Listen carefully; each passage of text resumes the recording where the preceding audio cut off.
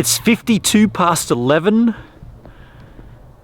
I'm at the corner of Rickard Road and Como Road in Oyster Bay. Now, this is a junction which I could either take Rickard Road or I could take Como Road. I'll show you the junction right here.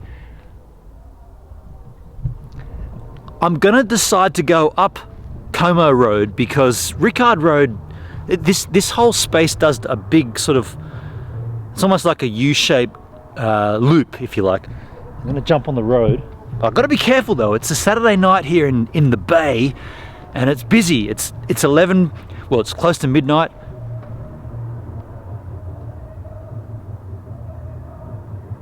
I can hear a party, and they're cranking up some Queen, Bohemian Rhapsody. The story I want to tell up Rickard Road happens a little bit further up this hill. This is a steep hill. This is one of the steepest hills in Oyster Bay. Now, my story takes place halfway up, so let's just cruise up. Here comes a vehicle, so we'll just get off the road and we'll just go on the sidewalk. We call sidewalks footpaths in Australia.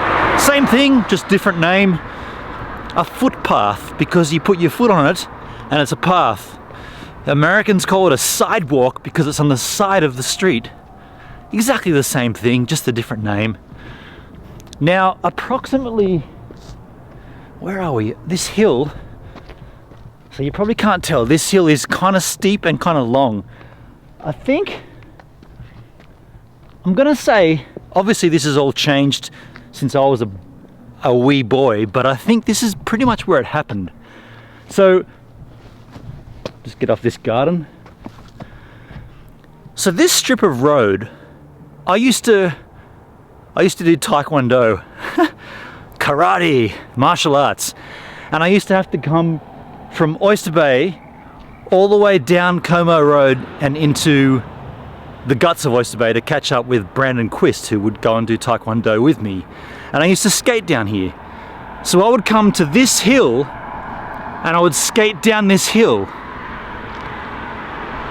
Mind you, this hill is kind of steep and kind of long, so I couldn't skate standing up down this hill. I'd always sit down. So I would kind of sit down on my board. Hey, by the way, check out my pants. They're ripped. Look at that. I gotta get new pants. So I would be fanging down this hill on my skateboard, but I'd be in a seated position and I'd be on my butt like this, sitting down on my board, and I'd hold one hand, this hand beside the board, and this hand on that side of the board, and I'd normally have like one leg out like that. And what happened was, I got so far down this hill in that position, I got the death wobbles. I started skipping out, and I ended up getting so close and so gnarly that I ended up hitting this curb with my hand on the side of my board like this, and my hand just grazed this curb, and I ended up getting this nasty scar. Check that out. That scar is from this curb right here back in like 1990, probably 1989. I was in year 10 at school, and I got just this, it was the most painful non-skateboarding related injury. I mean, that's not really a skating injury. Like, that's dogging it down a hill in a seated position. I should have stood up.